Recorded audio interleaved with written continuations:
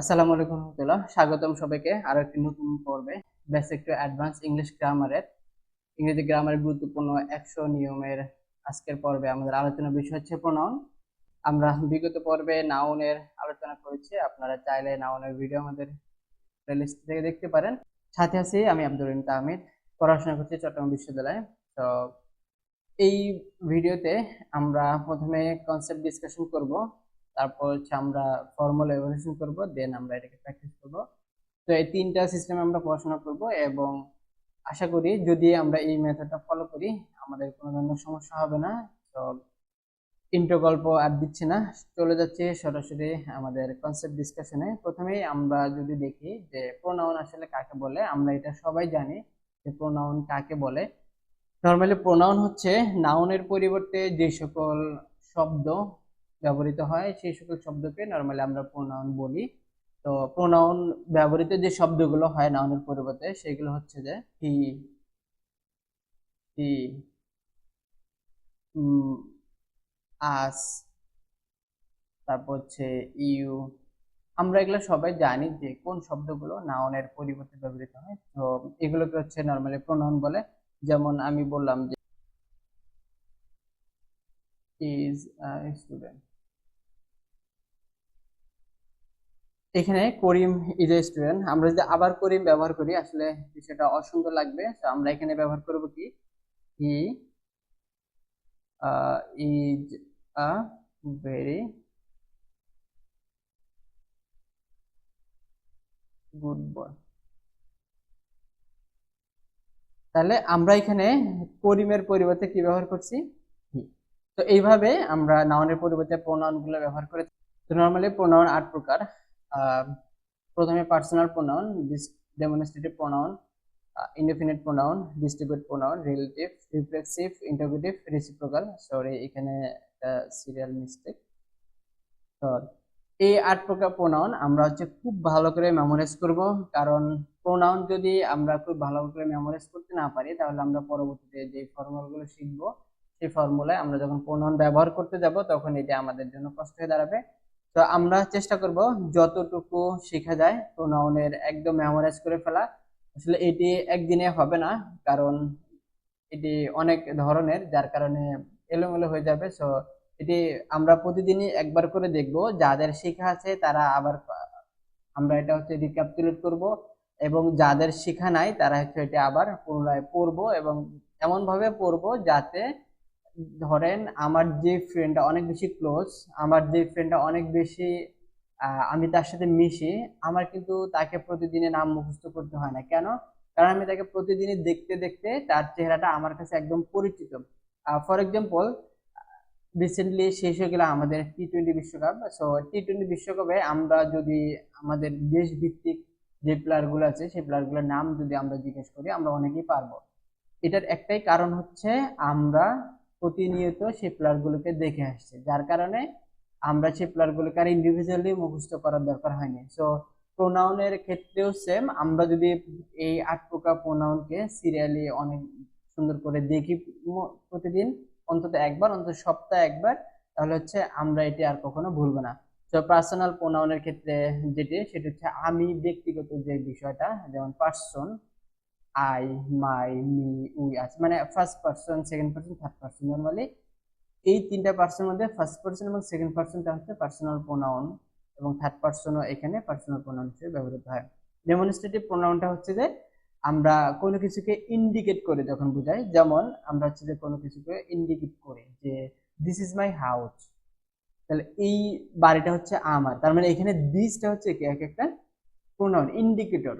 তারপর হচ্ছে আমি দ্যাট ইজ মাই ব্রাদার, ওই যে যাচ্ছে হি ইজ মাই ব্রাদার, তাহলে ওই ব্যক্তিটা যাচ্ছে যে সে হচ্ছে আমার কি ভাই, তার মানে ওই যে এই ওই, তারপর এইগুলো, এই যে বিষয়গুলো নিয়ে আমরা যে ইন্ডিকেটর হিসেবে যে জিনিসগুলো ব্যবহার করি প্রত্যেকটি হচ্ছে কি এক একটি প্রোনাউন, এবং এটির স্পেসিফিক নাম হচ্ছে কি ডেমনস্ট্রেটিভ প্রোনাউন। তার মানে আমরা ডেমনস্ট্রেটিভ প্রোনাউনকে আরেকটি নাম দিতে পারি, সেটি হচ্ছে ইন্ডিকেটর প্রোনাউন। তারপর হচ্ছে ইনডিফিনিট, অনির্দিষ্টবাচক প্রোনাউন বা অনির্দিষ্টবাচক সর্বনাম।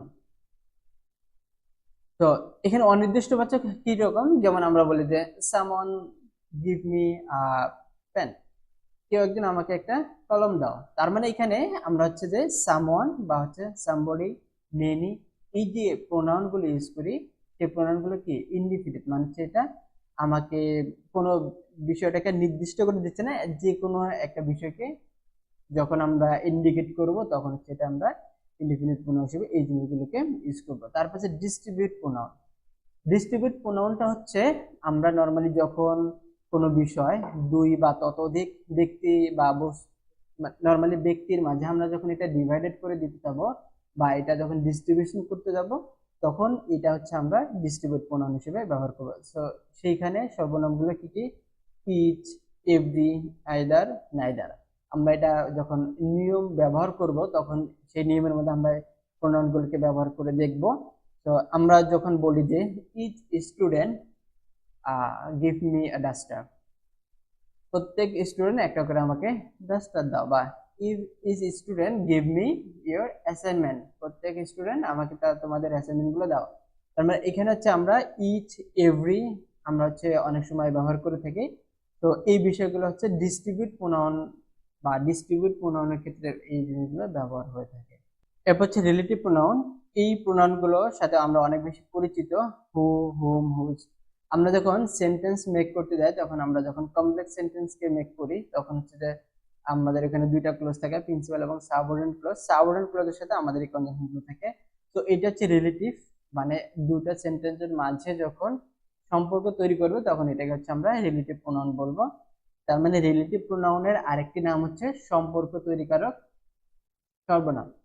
তারপর হচ্ছে রিফ্লেক্সিভ প্রোনাউন। রিফ্লেক্সিভ মানে হচ্ছে সেলফ যুক্ত যে শব্দগুলো থাকবে প্রত্যেকটি হচ্ছে কি এক একটা reflexive pronoun. Suppose my self, our self, himself, her self, এই যে সেলফ যুক্ত যে শব্দগুলো আছে প্রত্যেকটা এক একটা কি রিফ্লেক্সিভ প্রোনাউন। এরপর হচ্ছে ইন্টারোগেটিভ প্রোনাউন। ইন্টারোগেটিভ প্রোনাউন হচ্ছে প্রশ্নবোধক যে সর্বনামগুলো আছে, আমরা যখন কোনো বিষয় সম্পর্কে কাউকে প্রশ্ন করি তখন সেটা আমরা হচ্ছে যে হোয়েন, যেমন হোয়ার আর ইউ গোয়িং, তুমি কোথায় যাচ্ছ, এখানে আমরা হোয়ারটাকে ইউজ করব। সেক্ষেত্রে আমরা এখানে হোয়ারটা হচ্ছে কি একটা ইন্টারোগেটিভ প্রোনাউন। এরপর হচ্ছে রিসিপ্রোকাল প্রোনাউন। রিসিপ্রোকাল প্রোনাউনটা নর্মালি যখন দুইজন ব্যক্তির মাঝে সম্পর্ক মেক করা বোঝায় তখন এটাকে আমরা হচ্ছে রিসিপ্রোকাল প্রোনাউন বলবো। দুইজন বা ততোধিক ব্যক্তিও হতে পারে। যেমন আমরা হচ্ছে অনেক সময় বলি যে এটি দুজনের মধ্যে ডিস্ট্রিবিউট করে দাও, যেমন you have to distribute this money between each other. তার মানে এখানে হচ্ছে যে ইচ আদার, দুইজন ব্যক্তির মধ্যে আমরা হচ্ছে যে যখন সম্পর্ক বা যখন কোনো কিছু ডিস্ট্রিবিউট করা বুঝাবো তখন সেটা আমরা সেখানে ইচ আদার ব্যবহার করব। সেক্ষেত্রে আমরা এটা হচ্ছে ডিটেলস দেখবো পরবর্তীতে। এর এতটুকু আশা করি আমাদের ক্লিয়ার। তার মানে প্রোনাউনটা হচ্ছে 8 প্রকার। আমরা আবারও বলি, personal pronoun, demonstrative pronoun, indefinite pronoun, distribute pronoun, relative pronoun, reflexive pronoun, interrogative pronoun, আর একটা হচ্ছে রিসিপ্রোকাল প্রোনাউন। এই 8 প্রকার প্রোনাউন আমরা যদি খুব ভালো করে পড়ি তাহলে এটি আমাদেরকে অনেক বেশি হেল্প করবে এবং আমরা এটি অনেক ভালো করে ব্যবহার করতে পারবো। তো আমি আবারও বলছি, আমরা অনেক বেশি পড়বো না, অল্প পড়বো কিন্তু অনেক বেশি মনে রাখবো। সেক্ষেত্রে এই প্রোনাউনের প্রকারভেদগুলো আমাদেরকে অবশ্যই পড়তে হবে। আমি অনুরোধ করব যে অন্তত সপ্তাহে একবার করে হলো, যারা একদম বেসিক থেকে শুরু করব সেক্ষেত্রে আমাদের প্রোনাউনগুলো দেখব।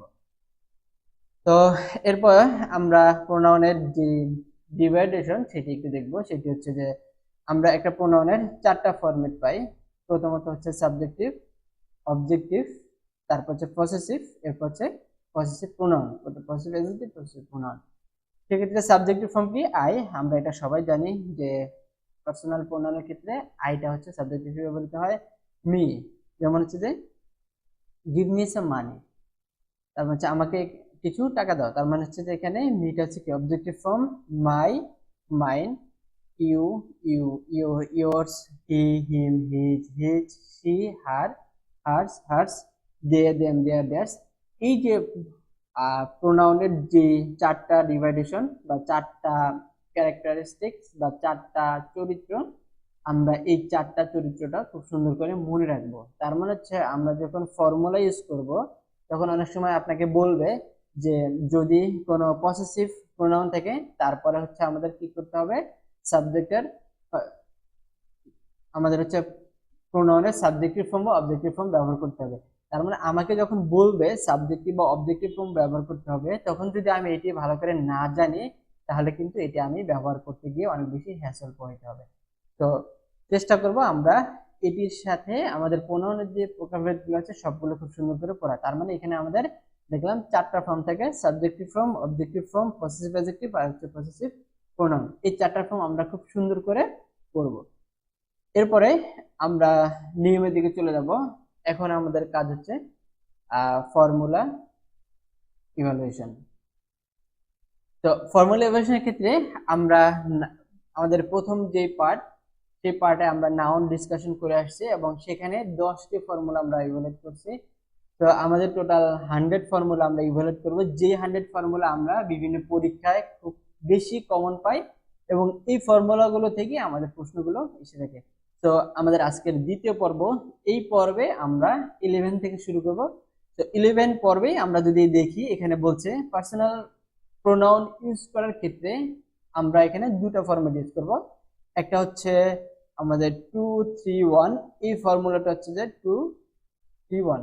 এই ফর্মুলাটা অনেক বেশি ইম্পর্টেন্ট, কেননা আমি যখন সেন্টেন্স মেক করতে যাব, আসলে আমি যখন একাধিক প্রোনাউন থাকবে সেক্ষেত্রে আমি প্রোনাউনগুলো কিভাবে ব্যবহার করব, সেক্ষেত্রে যদি সাবজেক্ট এন্ড, বাট, অর এই কনজাংশনগুলো দ্বারা যুক্ত থাকে এবং সেন্টেন্সটা যদি পজিটিভ হয়, তাহলে সেক্ষেত্রে আমরা এই ফর্মুলাটা ইউজ করব। 2-3-1 কি বলছি, যদি একাধিক সাবজেক্ট এন্ড, বাট, অর দ্বারা যুক্ত থাকে এবং সেন্টেন্সটা যদি কি হয়, পজিটিভ হয়। তার মানে আমরা যদি এই দুইটা জিনিস পাই, তাহলে হচ্ছে যে এন্ড, বাট, অর এই তিনটা কনজাংশন, আর যদি সেন্টেন্সটা পজিটিভ হয়, তাহলে আমরা হচ্ছে এটা কি করব, 2-3-1 ফরম্যাটে মেক করব। তার মানে আমরা এখানে একটা হচ্ছে কি এক্সাম্পল দেয়া আছে, হি, ইউ এন্ড আই, এই নম্বরে you, he and I, you and he, I, he and you. তার মানে আমরা যদি উপরের ফর্মুলাটাকে ইভালুয়েট করি, এখানে আমরা কোন জিনিসটা পাবো, 2-3-1 বা 2-3-1 ফরম্যাটে। তার মানে এখানে 2, 3 এন্ড আই, তার মানে আমাদের এই নাম্বারটা হচ্ছে কি কারেক্ট। তার মানে হচ্ছে আমরা তাহলে বি নাম্বার কেন কারেক্ট না, বি নাম্বারে হি সে আগে দেয়া আছে, সি নাম্বারে আই প্রথমেই আই দেয়া আছে, ডি নাম্বারে আই প্রথমে আই, তার মানে তিনটাই ফলস, এই নাম্বারটা হচ্ছে কি কারেক্ট। তার মানে এখানে যদি আমরা দেখি যে যদি সেন্টেন্সটা পজিটিভ হয় এবং এন্ড, বাট, অর দ্বারা সাবজেক্ট গুলো যুক্ত থাকে, সেক্ষেত্রে আমরা এটি 2-3-1 ফরম্যাটে গ্রহণ করব। নাম্বার 2, যদি এই সেন্টেন্সটা পজিটিভ না হয়, যদি নেগেটিভ বা কোনো কিছু দোষ করা, আমরা অনেক সময় অনেকে দোষ স্বীকার করি, সেক্ষেত্রে দোষ স্বীকার করার ক্ষেত্রে অবশ্যই ব্যক্তি যিনি, তাকে আগে নিয়ে আসতে হবে। যেমন আমরা 3জন ফ্রেন্ড মিলে একটা ক্রাইম করে আসছি, সেক্ষেত্রে এখানে বলা যাবে না যে ও করছে বা ও করছে। আমরা এটা নর্মালি করে থাকি যে ক্লাসে আমরা শুধু দুষ্টামি করি, সো টিচার যখন আমাকে বলে এটা কে করছে, তখন আমরা বলি স্যার ও করছে, স্যার ও করছে না। ব্যাপারটা হচ্ছে আমি যখন দোষ করব তখন অবশ্যই এটি আমাকে দিয়ে শিখে দিবে, আমি, তুমিও, সে, আমরা 3জন কাজটা করছি বা আমরা 3জন এই অপরাধটা করে আসছি। তার মানে দোষ স্বীকার করার ক্ষেত্রে অবশ্যই আমাদের কি করতে হবে, 1-2-3 ফরম্যাটে করতে হবে। তার এবং এখানে ভার্বটা হচ্ছে কি অলওয়েজ প্লুরাল ফর্ম হবে। আমাদের আগের যে ফর্মুলাটা ছিল সেখানেও যদি একাধিক সাবজেক্ট যুক্ত থাকে এন্ড, বাট, অর দ্বারা, তার মানে সেখানে ভার্বটা কি হবে, প্লুরাল হবে। এবং এখানে আমরা দেখলাম যদি কোনো দোষ স্বীকার করা বোঝায়, তার মানে এখানে ভার্বটা কি হচ্ছে, প্লুরাল ফরম্যাট হবে। তো আইডেন্টিফাই দ্য কারেক্ট সিনট্যাক্স, আমরা এখান থেকে সঠিক যে ফরম্যাটটা সেটা চুজ করব। সেক্ষেত্রে ইউ এটা হবে না, হি হবে না, আই দেয়া আছে এখানে, তার মানে দুটোতে আই দেয়া আছে, আমরা দেখবো আই এর পরে 2, তার মানে 2 দেয়া আছে, এখানে 2 দেয়া আছে, গুড। আই এর পরে তারপর হচ্ছে 3 এখানে দেয়া আছে, এখানে ভার্ব সিঙ্গুলার, এখানে ভার্ব প্লুরাল, তার মানে এই ভার্ব প্লুরাল যেটা সেটা হচ্ছে আমাদের কি সঠিক অ্যান্সার। তার মানে এতটুকু যদি আমরা বুঝি, এই দুইটা ফরম্যাট থেকে অনেক বেশি প্রশ্ন আসে, যে একটা সেন্টেন্সের মধ্যে এলোমেলো করে দিয়ে দিয়েছে, সেটি হচ্ছে আমরা আসলে এখানে আইডেন্টিফাই দ্য কারেক্ট সেন্টেন্স। তার মানে আমরা তখন এখান থেকে সঠিক যে সেন্টেন্সটি সেটি আমাদেরকে বাছাই করতে হবে। তার মানে আমরা দেখলাম যে, যদি আবার একটু রিক্যাপিচুলেট করি, প্রথমে আমরা দেখলাম যে যদি সেন্টেন্সটা পজিটিভ হয় এবং যদি সেটি অ্যান্ড বা অর দ্বারা সাবজেক্ট যুক্ত থাকে, তাহলে অবশ্যই আমাদের কি করতে হবে, 2 3 1 ফরম্যাটে করতে হবে। আর যদি সেন্টেন্সটাকে দোষ স্বীকার করা বোঝায়, সেক্ষেত্রে আমরা হচ্ছে যে 1 2 3 ফরম্যাটে করব। তার মানে এতটুকু আশা করি ক্লিয়ার। এরপরে আমরা হচ্ছে 3 নাম্বার যেই রুলসটা, তার মানে 13 সিরিয়ালে, সেটা হচ্ছে দেন এবং এস এরপরে যদি প্রোনাউনের সাবজেক্টিভ ফর্ম বসবে। তার মানে যদি দেন অথবা এস থাকে, দেন অথবা এস এটা থাকলে আমাদের প্রোনাউনের পরে কি বসবে, সাবজেক্টিভ ফর্ম বসবে। তার মানে এটা আমরা একটু দেখবো, সেটা হচ্ছে Tahmid is stronger than I, I am taller than you. তার মানে দুইটা সেন্টেন্সে আমরা দেখলাম যে Tahmid is stronger than I. তার মানে এটা আমাদের অবশ্যই খুব ভালো করে মনে রাখতে হবে যে আমাদের দেন এবং এস যদি থাকে, তাহলে এখানে অবশ্যই কি করা যাবে না, মি ব্যবহার করা যাবে না। আমরা যদি মি ব্যবহার করি, যেমন Tahmid is stronger than me, আমরা অনেক সময় বলে থাকি, তার মানে এটি টোটালি কি রং। অবশ্যই আমাদেরকে কি করতে হবে, সাবজেক্টিভ ফর্ম বসাইতে হবে। তার মানে এটা আমরা অবশ্যই খেয়াল রাখবো যে আমাদের কি করতে হবে, সাবজেক্টিভ ফর্মটা বসাইতে হবে কোথায়, আমাদের যখন দেন অথবা এস যুক্ত থাকবে। এই দুইটা জিনিস যদি কোনো সেন্টেন্সে যুক্ত থাকে এবং তারপরে যদি আমরা প্রোনাউন ব্যবহার করতে যাই, অবশ্যই আমাদের সেটা কি করতে হবে, সাবজেক্টিভ ফর্মে বসাইতে হবে। তার মানে এইটা আমাদের মিটা হচ্ছে কি এখানে অবজেক্টিভ ফর্ম। তার মানে আমাদের এখানে অবজেক্টিভ ফর্ম বসানো যাবে না, আমাদেরকে অবশ্যই কি করতে হবে, একটা সাবজেক্টিভ ফর্ম বসাইতে হবে, সাবজেক্টিভ ফর্ম বসাইতে হবে। তো আশা করি 3টা নিয়ম আমরা আবারও বলছি, যদি প্রোনাউনটা হচ্ছে কি পজিটিভ থাকে এবং সাবজেক্ট গুলো এন্ড বা অর দ্বারা যুক্ত থাকে, তাহলে অবশ্যই আমাদের সেন্টেন্সটা কি হবে, 2 3 ফরম্যাটে হবে। যদি দোষ স্বীকার করা বোঝায় 1 2 3 দেওয়া হবে।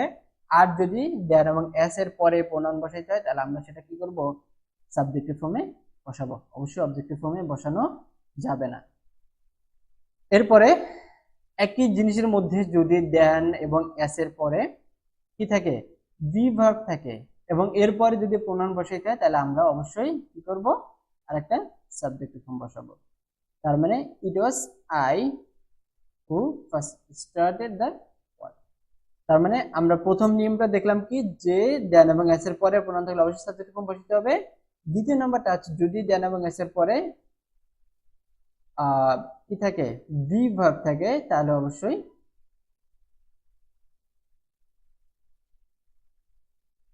তাহলে প্রথম নিয়মটা হচ্ছে আমাদের এটা। দ্বিতীয় যে আরেকটা নিয়ম, সেটি হচ্ছে আমাদের বি ভার্বের পরে যদি আমরা কি করি, প্রোনাউন বসে, তাহলে সেটি হচ্ছে আমাদের কি করতে হবে, সাবজেক্টিভ ফর্মে বসাইতে হবে।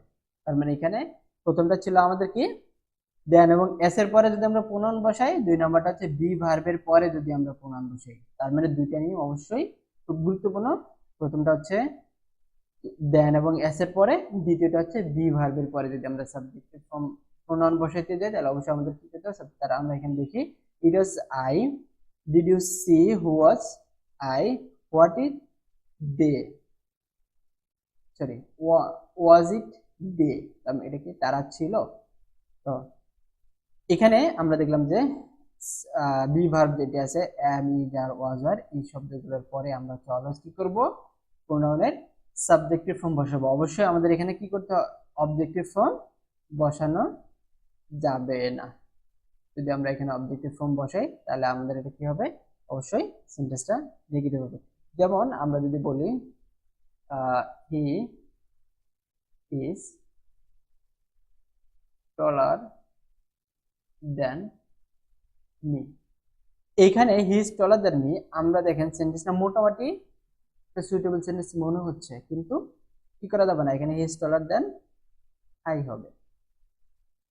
তার মানে এতটুকু জিনিস আমাদেরকে যখন আমরা অ্যান্সার করব পরীক্ষার হলে, তখন আমাদের এই জিনিসটা অবশ্যই অনেক কনসিয়াসলি অ্যান্সার করতে হবে এবং পরীক্ষায় এই জিনিসগুলো অনেক বেশি আসে। এরপরে যেটি, সেটি হচ্ছে আরেকটা জিনিস, বি ভার্ব ছাড়া সকল ভার্বের পরে প্রোনাউনের অবজেক্টিভ ফর্ম বসে, প্যাসটা এখানে লাগবে। যদি আমরা বি ভার্বের পরে প্রোনাউন বসাই তাহলে অবশ্যই আমাদের কি করতে হবে, সাবজেক্টিভ ফর্ম বসাইতে হবে। আর যদি আমরা বি ভার্বের পরে যদি এটি অন্য কোনো ভার্ব থাকে বা বি ভার্ব ছাড়া অন্য কোনো ভার্ব থাকে তাহলে আমাদের এখানে কি করতে হবে, অবজেক্টিভ ফর্ম বসাইতে হবে। কেন এটা করতে হবে, কারণ হচ্ছে এটা ফর্মুলা। সেক্ষেত্রে আমি যদি একটু বলি তাহমিদ গিভস মি মানি। এখন আমি যদি বলি তাহমিদ গিভস আই, জিনিসটা শুনতেও অকওয়ার্ড লাগতেছে এবং এটা মানাচ্ছে না। তার মানে Tahmid gives me money, Tahmid আমাকে কি দিল, টাকা দিছে। He is a liar, do you want, he is a liar, do you trust him. এখন যদি আমরা এখানে বলি he is a liar, do you trust he, জিনিসটা কি সুন্দর লাগতেছে না। তার মানে অবশ্যই এখানে ভার্ব যদি অন্য কোনো ফরম্যাটে থাকে বি ভার্ব ছাড়া অবশ্যই এখানে আমরা কি করব, অবজেক্টিভ ফর্ম বসাবো। কারণ প্রথমটা হচ্ছে আমাদেরকে বি ভার্ব থাকলে সাবজেক্টিভ ফর্ম বসাতে হবে, তারপরে যদি বি ভার্ব না থাকে অন্য কোনো ভার্ব থাকে তাহলে অবশ্যই আমাদেরকে অবজেক্টিভ ফর্ম বসাতে হবে। এরপরে আমাদের 14 নম্বর যে নিয়মটা সেটা হচ্ছে যদি আমাদের কোনো প্রিপজিশন থাকে এবং প্রিপজিশনের পরে যদি আমরা কোনো প্রোনাউন বসাই অবশ্যই তার অবজেক্টিভ ফর্ম বসবে। তাহলে প্রথমটা ছিল আমাদের কি, যদি দেন এবং এস থাকে তাহলে তারপরে সাবজেক্টিভ ফর্ম বসবে। যদি বি ভার্ব থাকে তাহলে হচ্ছে অবশ্যই তারপরে আমাদের সাবজেক্টিভ ফর্ম বসবে। কিন্তু বি ভার্ব ছাড়া অন্য সকল ভার্বের পরে আমাদের অবজেক্টিভ ফর্ম বসবে। এবং 14 নম্বর যে নিয়মটা সেইখানে হচ্ছে প্রিপজিশনের পরে আমাদের অবশ্যই অবজেক্টিভ ফর্ম বসবে। আমরা এখানে একটা নিয়ম যদি দেখি, example, there is no difference between he and me, এখানে সরি হিটা হচ্ছে যে হিজ হবে, তাহলে হিজ অ্যান্ড মি। তার মানে এখানে আই লিভ উইথ হার, তার মানে এখানে শি হচ্ছে সাবজেক্টিভ ফর্ম আর হারটা হচ্ছে কি অবজেক্টিভ ফর্ম। এখানে হিটা হচ্ছে যে সাবজেক্টিভ ফর্ম আর হিজটা হচ্ছে অবজেক্টিভ ফর্ম। তার মানে আমাদের দুজনের মধ্যে কোনো কি নাই, পার্থক্য নাই। তার মানে অবশ্যই আমরা এটা একটু মাথায় রাখবো যে প্রিপজিশনের পরে যদি আমরা কোনো প্রোনাউন বসাতে চাই তাহলে অবশ্যই আমাদেরকে সেটি কি করতে হবে, অবজেক্টিভ ফর্মে বসাতে হবে। এরপরে যেটি সেটা হচ্ছে প্রিপজিশনের পরে যদি পসেসিভ ফর্ম থাকে তারপরে অবশ্যই জিরান অথবা নাউন বলবে। কি বলছি, প্রিপজিশনের পরে যদি পসেসিভ ফর্ম থাকে, তার মানে পসেসিভ ফর্ম কোনগুলো, পসেসিভ ফর্ম কোনগুলো, আমরা হচ্ছে পসেসিভ ফর্ম যে শব্দগুলো আছে সেই শব্দগুলো আমরা হচ্ছে পড়ে আসবো। তার পসেসিভ ফর্ম গুলো হচ্ছে মাই, তারপর হচ্ছে ইওর, তারপর হচ্ছে হি, হার, হার্স। তার মানে এই শব্দগুলো হচ্ছে কি পসেসিভ ফর্ম। তার মানে পসেসিভ ফর্মের পরে যদি আমাদের কি থাকে, পসেসিভ ফর্ম থাকে, তার মানে আমরা তারপরে হচ্ছে কি করবো, একটা জিরান্ড অথবা নাউন বসাবো। তাহলে নাউনটা কিরকম হবে, সাপোজ গিভ মি ইওর বুক, এখানে ইয়েরটা হচ্ছে কি একটা পসেসিভ। তার মানে এখানে তাহলে জিরান কাকে বলে, আমরা যখন ভার্বের পর্বে যাবো তখন আমরা এটা বিস্তারিত দেখবো। এখন আমরা একটু করে দিয়েছি যেটা জিরান হচ্ছে ভার্ব প্লাস আইএনজি। যখন সেটা নাউনের কাজ করবে তখন হচ্ছে সেটা কি জিরান। তো এখানে হচ্ছে যে তাহলে give me, Tahmid insist on my giving money, Tahmid আমাকে টাকা দিতে ইনসিস্ট জোর করলো। এবং we insist on your leaving the room, আমরা আপনাকে আপনার রুম ছেড়ে যেতে ইনসিস্ট মানে হচ্ছে বাধ্য করা বা জোর করলাম। এখানে আমরা দেখলাম যে প্রিপজিশনের পরে যে পজিটিভ অ্যাডজেক্টিভ থাকে তার মানে অবশ্যই আমরা হচ্ছে এখানে কি জিরান্ড অথবা নাউন বসাবো। এরপর যেটি 15 নম্বর নিয়ম সেটা হচ্ছে তুলনা করার সময় যদি দুটি নাউন থাকে এবং এর প্রথমটা যদি পসেসিভ ফর্ম হয় তাহলে পরেরটা পসেসিভ কেস হয়। কিরকম তুলনা করব আমরা, যে দুজন ব্যক্তি বা দুটি জায়গা, যেমন আমি বললাম যে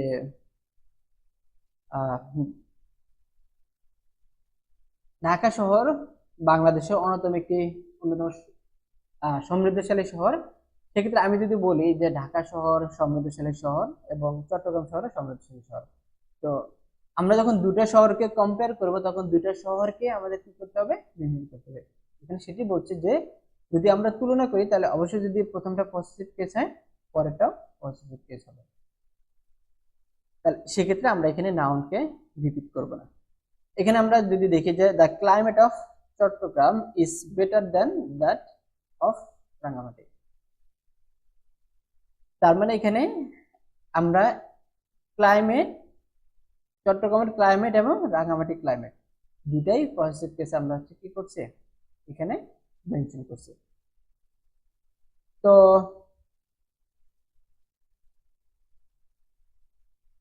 এতটুকু যদি আমরা ভালো করে পড়তে পারি আশা করি আমাদের বিভিন্ন ভর্তি পরীক্ষাগুলোতে তেমন একটা সমস্যা ক্রিয়েট হবে না। এরপরে যদি আমরা দেখি কোনো বাক্যে অন যদি সাবজেক্ট হিসেবে থাকে তাহলে পজিটিভ কেস হিসেবে কি হবে, অলওয়েজ অনস ব্যবহৃত। এই নিয়মটা কতবার যে পরীক্ষা আসছে তার কোনো শেষ নেই। তার মানে অন যদি সাবজেক্ট হিসেবে থাকে আমাদের অনস অবশ্যই পজিটিভ কেস হিসেবে ইউজ হবে। তার মানে আমি আবারও বলছি, অন যদি সাবজেক্ট হিসেবে থাকে অবশ্যই পজিটিভ কেস হিসেবে অনস ব্যবহৃত হবে। One should take one's duty, one should take his duty. দুইটা সেন্টেন্সের মধ্যে আমরা যদি দেখি one should take his duty, এই জিনিসটা ভুল, হিজ অথবা হার। যদি আমরা হিজ অথবা হার ব্যবহার করি সেন্টেন্সটা শুনতে কিন্তু সুন্দর লাগতেছে কিন্তু ভুল। পরীক্ষায় অবশ্যই আমাদের কি করতে হবে, অন শুড টেক। অবশ্যই একজন ব্যক্তির তার নিজের দায়িত্ব সিরিয়াসলি নেওয়া উচিত। তার মানে এখানে অবশ্যই আমরা অনস ব্যবহার করব, এটা কোনোভাবেই ভুলে যাবে না। পরীক্ষা এই নিয়মটা অনেকবার আসছে। অন যদি সাবজেক্ট হিসেবে থাকে অনস অবশ্যই পজিটিভ হিসেবে ব্যবহৃত হবে। 17 নম্বর যে নিয়মটা, যদি কোনো বাক্যে অন সাবজেক্ট হিসেবে থাকে এবং পজিটিভ কেস অলওয়েজ অনস ব্যবহৃত হবে, আমরা এটা অলরেডি দেখে আসছি। 18 নম্বর নিয়মটা হচ্ছে one of the plus plural noun থেকে পজিটিভ কেস হিসেবে হিজ, হার অথবা দেয়ার ব্যবহৃত হবে। কি বলছি, পজিটিভ কেস হিসেবে হিজ, হার অথবা দেয়ার ব্যবহৃত হবে। তার মানে অন অফ দা যদি প্লুরাল ফর্মের সাথে থাকে, তার মানে আমরা যদি একটু দেখি one of the students has taken their responsibility. কিন্তু আমরা যদি শুধুমাত্র ওয়ান থাকতো, one student should take dash responsibility, responsibility। তার এখানে যদি ওয়ান থাকতো তার মানে অবশ্যই আমাদের এখানে কি হতো, অন। কিন্তু এখানে অন অফ দা হওয়ার কারণে এখানে আমাদের হচ্ছে কি হয়েছে, হিজ, হার অথবা দেয়ার, যে ফরম্যাটে এই ফরম্যাটে আমরা ব্যবহার করি। 19 নম্বর নিয়মটা হচ্ছে রিলেটিভ প্রোনাউনের পূর্বে তার অ্যান্টিসিডেন্ট অনুযায়ী অক্সিলারি ভার্ব বসে। অ্যান্টিসিডেন্ট কি, সরি অ্যান্টিসিডেন্ট, তো রিলেটিভ প্রোনাউন যেটি থাকবে তার পূর্বের যেই সাবজেক্টটা থাকবে সেই সাবজেক্ট অনুযায়ী আমাদের কি করতে হবে, সাবজেক্টের ভার্বটা বসাইতে হবে। তারপর ইট ইজ আই হু, যদি আমরা ইজ দেই তাহলে এটি কি হবে, রং অর রাইট, অবশ্যই এটা ফলস। কেন, কারণ এখানে হুর পূর্বে কি আছে, আই আছে, কিন্তু এখানে যদি ই থাকতো তাহলে অবশ্যই কি পেত, ইজ হইতো, তখন আমার ব্যবহার হতো না। তার মানে এই জিনিসটা অবশ্যই আমাদেরকে মাথায় রাখতে হবে, কোনো সেন্টেন্সে যদি রিলেটিভ প্রোনাউন থাকে এবং তার পূর্বের যে সাবজেক্টটা থাকবে সেটি অনুযায়ী আমাদেরকে কি করতে হবে, পরবর্তী ভাবটা আমাদেরকে বসাইতে হবে। এবং সর্বশেষ একটি অনুরোধ করব যে যারা নিজেদেরকে বিভিন্ন পরীক্ষার জন্য প্রস্তুত করছেন তারা এই নিয়মগুলো খুব ভালো করে পড়তে পারেন। বিশেষ করে ইউনিভার্সিটি যারা অ্যাডমিশন দিবেন তাদের জন্য অনেক বেশি গুরুত্বপূর্ণ এবং বাছাই করা নিয়মগুলো। আপনারা যদি নিয়মগুলো খুব ভালো করে মেমোরাইজ করতে পারেন আমরা খুব ভালো করে রেজাল্ট করতে পারবো। এবং সবার কাছে আবারও বলছি যে যদি আজকে ক্লাসটি ভালো লাগে তাহলে অবশ্যই আপনার বন্ধুর সাথে শেয়ার করবেন এবং পরবর্তী ক্লাস পর্যন্ত সবাই ভালো থাকবেন, সুস্থ থাকবেন এবং নিয়মিত পড়াশোনা করবেন। আসসালামু আলাইকুম ওয়া রাহমাতুল্লাহি ওয়া বারাকাতুহু।